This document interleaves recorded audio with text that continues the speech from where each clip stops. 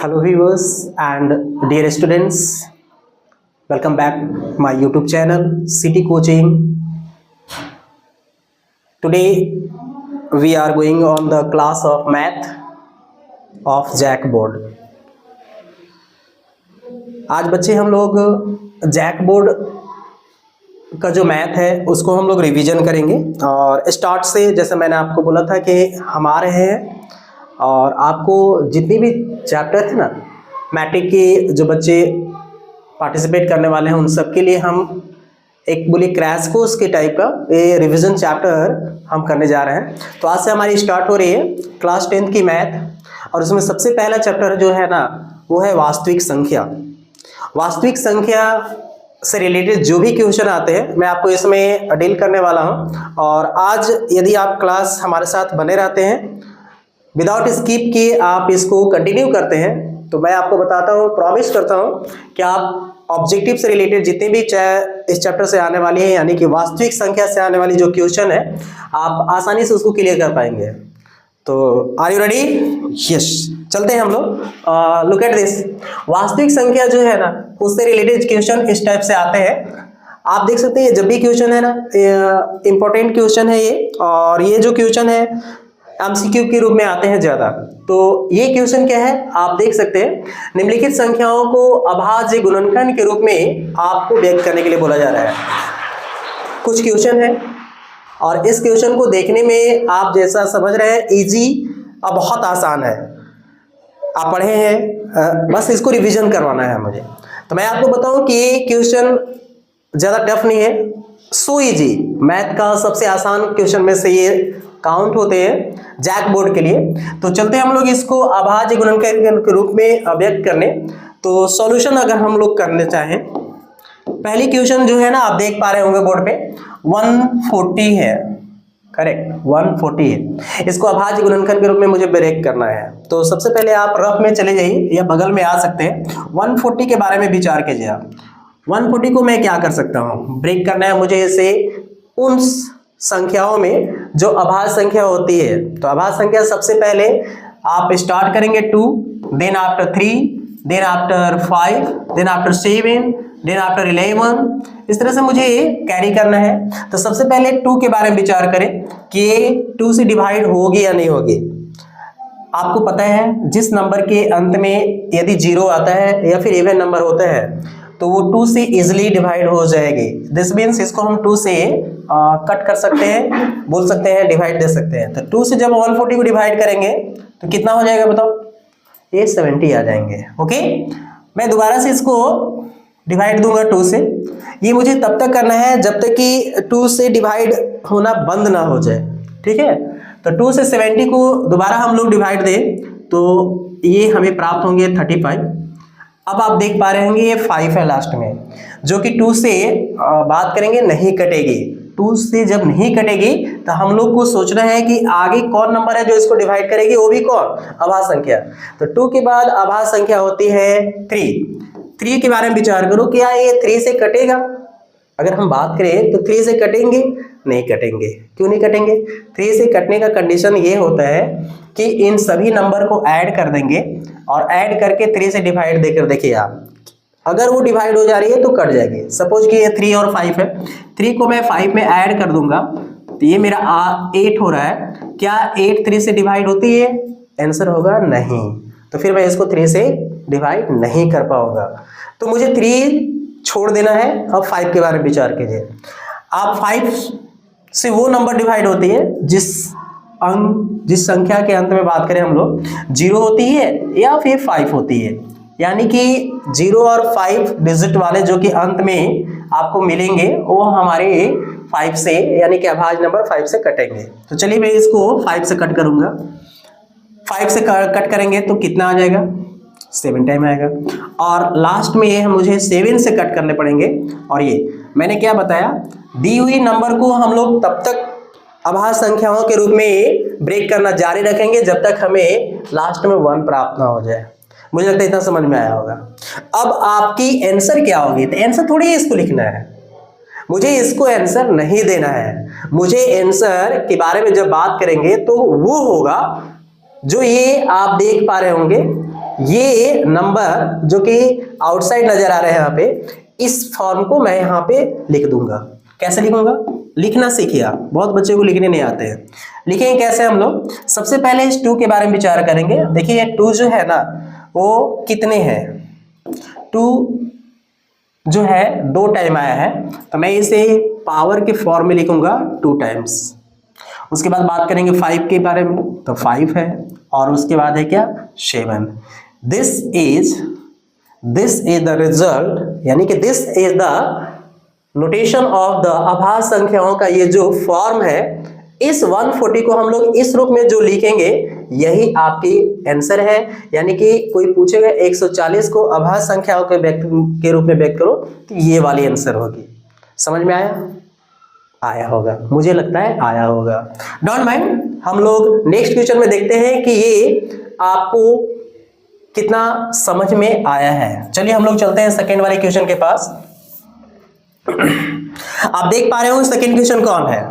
Second question की जब हम बात करेंगे तो सेकेंड क्वेश्चन है 156। कितना है? 156। 156 को जिस तरह से हमने 140 को डिवाइड करके आप अभाज्य संख्याओं के रूप में व्यक्त किया हूं, इसको भी हम लोग सेम प्रोसेस से लिखने वाले हैं। 156 के बारे में विचार कीजिए आप।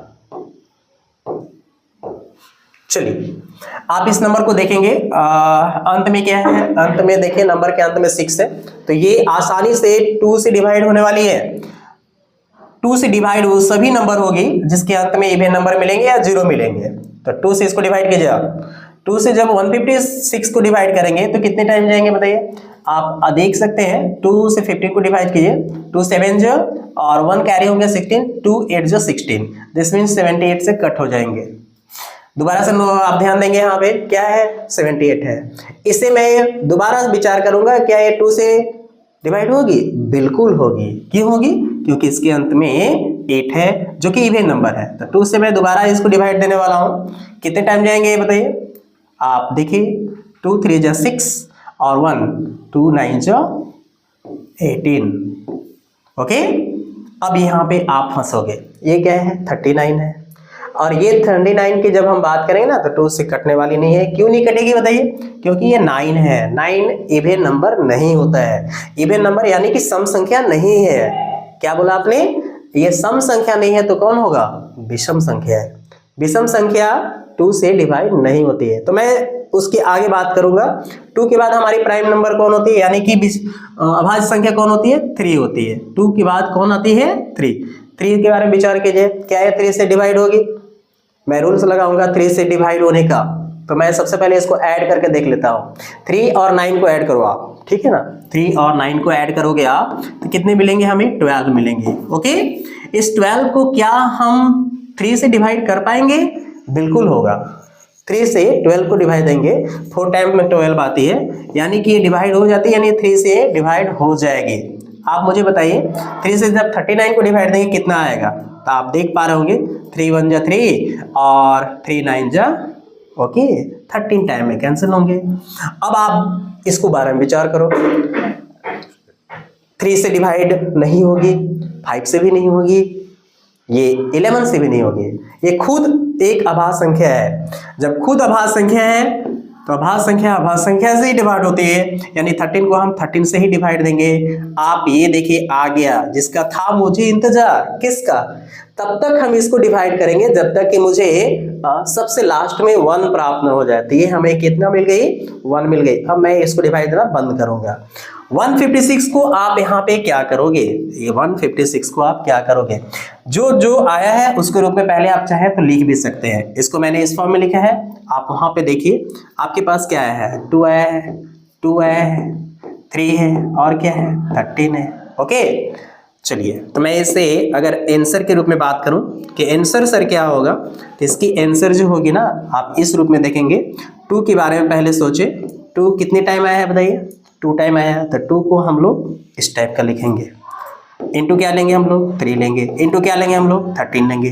This is your answer. यानी 156 का अभाज्य गुणनखंड अगर कोई पूछेगा कि बेटा क्या होता है, तो ये होता है 156 का अभाज्य गुणनखंड जो है इस फॉर्म में होती है, जो गुणनफल के रूप में होती है। आप देख सकते हो अभाज्य गुणनखंड 2 भी है, 3 भी है और 13 भी है, और ये सभी गुणनफल के रूप में है।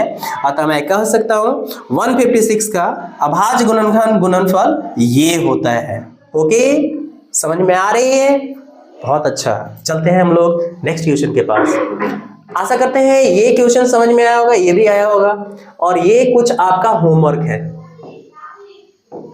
आप इनको सॉल्यूशन करके देख लेंगे। यदि किसी तरह की कोई परेशानी होगी आप मुझे डायरेक्टली कॉल भी कर सकते हैं, व्हाट्सएप मैसेज कर सकते हैं, हम सॉल्यूशन दे देंगे आपको, या फिर नेक्स्ट क्लास में इसको डिस्कस करेंगे हम लोग। चलते हैं हम लोग। ये रहा आपका अगला क्वेश्चन, आप देख पा रहे होंगे। ये क्वेश्चन भी वास्तविक संख्या से ही है। मैं मानता हूँ ये क्वेश्चन देखने में आपको विचित्र लग रहा होगा, और ये क्वेश्चन एनसीईआरटी बुक से नहीं है, इसीलिए आपको बताएं कि एनसीईआरटी बुक से नहीं है, लेकिन अभाज्य गुणनफल के बेस से ही बनता है ये। तो हम लोग बनाएंगे कैसे? मेथड वही है, जो मेथड अभी हमने बात किया है ना, वही है। अभाज्य गुणनखंड के रूप में पहले हम इसको डिराइव करेंगे, अभाज्य गुणनखंड के रूप में पहले हम लोग इसको लिखने वाले हैं, और उसके बाद हम लोग सोचेंगे कि क्या है सब। चलिए, सबसे पहले ये देखें आपके 96 इतना इक्वल टू है। सेम क्वेश्चन यहाँ भी है, 120 जो है ना इतना का इक्वल है। तो करेंगे हम क्या, आप सबसे पहले इसको 96 को अभाज्य संख्याओं के रूप में लिखेंगे, ठीक है ना। सबसे पहले 96 के बारे में विचार कीजिए आप कि 96 को हम लोग अभाज्य संख्याओं के रूप में कैसे लिखें। आप जरा बताएंगे हमें 96 को कैसे हम लोग अभाज्य संख्या में लिखेंगे। तो सबसे पहले 2 से कट करेंगे हम लोग, क्योंकि ये 6 जो है ना इवन नंबर है, यानी कि सम संख्या है, लास्ट में तो 2 से डिवाइड नॉर्मली होगी। 2 से जब इसको डिवाइड करेंगे तो आप विश्वास कीजिए 48 टाइम में कटेगी और डिवाइड होगी।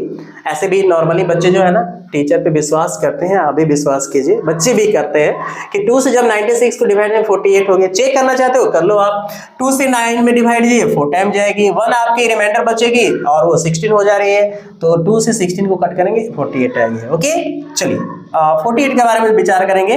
क्या 2 से डिवाइड होगी? बिल्कुल होगी, क्योंकि यहाँ भी इवन नंबर है आपका। तो 2 से जब 48 को करेंगे तो ये होगी 24 टाइम। सेम प्रोसेस इसको कीजिए, 12 टाइम में कटेगी। 2 से डिवाइड देंगे 12 को तो ये 6 टाइम में जाने वाली है डिवाइड, और 2 से 6 को करेंगे तो ये 3 टाइम आने वाली है, और 3 से जब डिवाइड देंगे इसको तो 1 आ जाएगी। मेरा मेन पर्पस यही था तो 1 तक आने के लिए। ओके, 1 आ गया, आप रुक जाएंगे। अभाज्य गुणनखंड करने का सबसे मूल मंत्र ये है कि संख्याओं को तब तक हम डिवाइड देंगे अभाज्य संख्या से जब तक कि 1 की हमें प्राप्ति नहीं होगी। चलिए, यहाँ तक आने के बाद अब हमारा काम होता है यहाँ से स्टार्ट। आप जो क्वेश्चन दिया है ना, सॉल्यूशन पहले इसको लिखिए। आप सॉल्यूशन दिया है, जिस रूप में दिया है पहले उसे आप लिख लीजिए। दिया है 96 जो है ना इतना का इक्वल है, आप देख पा रहे होंगे 2x into 3 to the power y के रूप में है, ठीक है। चलिए 96 को हम लोग क्या कर सकते हैं, इस रूप में लिख सकते हैं। 2 जो है ना और 3 के रूप में लिखना है हमें, तो मैं यहाँ पे लिखता हूँ 2, और 2 की पावर के बारे में बात करेंगे। 2 कितने टाइम आया है? 1 2 3 4 5 आए हैं, तो पावर में हम क्या लिखेंगे? 5 लिखेंगे। और ये रहा आपका 3, तो मैं यहाँ 3 लिख लूँगा। यानी कि इस नंबर को मल्टीपल करेंगे तो 96 हमें प्राप्त होने वाली है। इन सभी को मल्टीपल करके आप देख लेना 96 आएगी। तो मैं इसी को यहाँ पे इस फॉर्म में अरेंज कर दिया हूँ, और ये रहा आपके नज़र के सामने क्या 2x into 3 to the power y। क्या आंसर हो गया? नहीं। क्वेश्चन यहाँ पे ये बोलता है कि आप हमें x का वैल्यू बताइए और y की वैल्यू बताइए। आप यहाँ पे थोड़ा सा देखें, दोनों को जो साइड है, बराबर जो साइड है उसको दोनों तरफ देखिए आप। है क्या ये है 2 की पावर 5 और ये है 2x। यहाँ पे है इंटू में 3 और यहाँ है 3 की पावर y। बहुत अच्छा, हमें कहता है कि 2 जो है ना वो गुणनफल के रूप में लिखिए और 3 जो है ना पावर के रूप में लिखिए। ओके, तो चलिए हम 2 को गुणनफल के रूप में अगर हम व्यक्त करेंगे तो क्या होगी, 2 लेते हैं और ये 5 है, 5 2 टू द पावर 5 जिसमें 32 होता है, यानी कि 32 होता है। और 32 को हम लोग 2 से जब मल्टीपल के फॉर्म में लिखेंगे तो 32 को क्या मैं इस रूप में लिख सकता हूं, यानी कि 2 इंटू 16। आपका ये 32 आने वाला है, यानी कि 32 आने वाला है। 32 को हम लोग 2 × 16 के फॉर्म में लिख सकते हैं। तो ये हमें 2 टू द पावर जो 5 है इसको लिखते हैं 2 × 16, और ये जो 3 टू द पावर आप देख पा रहे हैं कुछ नहीं है। जब कुछ नहीं है तो मुझे पता है कि कुछ नहीं है तो क्या होता है, 1 होता है। थोड़ा साइड आप RHS में आ जाइए। ये तो जस की तस आ रही है आपकी, इसको तो मुझे कुछ करना ही नहीं है। अब इसको बोलते हैं इक्वेटिंग करना। दोनों तरफ थोड़ा हम सोचेंगे। अब दोनों तरफ आप देखो क्या मैच हो रही है, 2 2 सेम है। 16 जो है ना यहाँ पे इस वाले x के स्थान पे है, और आप ये भी देख पा रहे होंगे 3 3 सेम है, और इसका जो y पावर में है 3 का पावर यहाँ 1 है। तो मैं जब दोनों तरफ देखूंगा उसको हम कंपेयर करेंगे तो हमें ये मिलने वाला है कि x का मान किसके बराबर होगा और y का मान किसके बराबर होगा। तो x का मान जो है ना आप देख पा रहे होंगे, x का मान ये 16 के बराबर है, और 3 का जो मान है पावर में, 3 का पावर यहाँ जो है दोनों ये बराबर होने वाले हैं। तो 3 का पावर जो 1 है और 3 का पावर जो y है ये दोनों बराबर होंगे, यानी कि y की वैल्यू हमारा जो है ये 1 होने वाला है, y की वैल्यू, और x की जो प्ले यहाँ 16 होने वाली है। तो मैं यहाँ पे क्या लिखूंगा, मैं यहाँ पे 16 x के लिए लिखूंगा और y के लिए क्या लिखूंगा, 1। दिस इज x और y, that is the answer. यही वो x की वैल्यू है और y की वैल्यू है जो मुझे इस क्वेश्चन में दिया गया है और फाइंड आउट करने की बात है। तो ये मैंने इसको सॉल्यूशन कर दिया है। आशा है आपको समझ में आया होगा। बिल्कुल अच्छा, ये बहुत सिंपल है। कहीं भी कोई परेशानी है? मुझे नहीं लगता है कोई दिक्कत हुआ होगा। चलिए चलते हैं, सेम क्वेश्चन यहाँ भी है। अगर इसको समझने में कोई परेशानी हुई होगी तो ये एक बार और दोबारा आपके पास है सेम क्वेश्चन। अगर ये समझ लिए तो ये भी आ जाएंगे और ये भी आ जाएंगे। चलिए इसके बारे में हम लोग बात करते हैं। आइए आप, ये क्या है, सॉल्यूशन हम लोग लिखेंगे। एक बात याद रखेंगे आप, क्वेश्चन जब भी बनाए ना तो लिखिए आप हल कहाँ से लिख रहे हैं। वो क्वेश्चन है मैं सॉल्व यहाँ से कर रहा हूँ तो पहले सॉल्यूशन लिखेंगे आप, और जो दिया है पहले उसको आप नीचे पुट आउट कीजिए। लिखेंगे दिया है, दिया है, क्या दिया है, 120 इक्वल है, किसका इक्वल है भाई, तो ये इक्वल है 2x का और 3 टू द पावर y का और 5 टू द पावर z का। आप देख पा रहे हो यहाँ x है, यहाँ y है और यहाँ क्या है, z है। मैं आपको बताऊं, जब हम 120 को अभाज्य संख्या के रूप में व्यक्त करेंगे ना, तो 120 डिवाइड जब हम अभाज्य संख्या के रूप में करते जाएंगे तो मेरा 2 × x के रूप में लिखना है, 3 का पावर के रूप में लिखना है और 5 का भी पावर के रूप में लिखना है। तो जो 3 का पावर होगा इसके लिए वो y का मान होगा, 5 का जो पावर होगा वो z का मान होगा, और 2 × जो होगा वो x का मान होगा। सिंपल सा बात है। तो पहले 120 को आप एक काम करो, अभाज्य संख्या के रूप में ब्रेक कीजिए, ठीक है। चलिए आप देख पा रहे होंगे 120 को जब मैं डिवाइड करने वाला हूँ, 0 है, 2 से बिल्कुल कटेंगे, 2 से कट कीजिए इसको, 60 टाइम में कटेंगे। 60 को भी 2 से मैं कट कर पाऊंगा, ये 30 आएंगे। 30 को भी 2 से कट करेंगे, 15 होगा। जब बात करें 15 की, क्या ये 2 से डिवाइड होने वाली है? जवाब होगा नहीं। क्यों? क्योंकि इस नंबर के अंत में आप देख पा रहे होंगे 5 है, और 5 एक विषम संख्या है जो कि 2 से नहीं कटती है।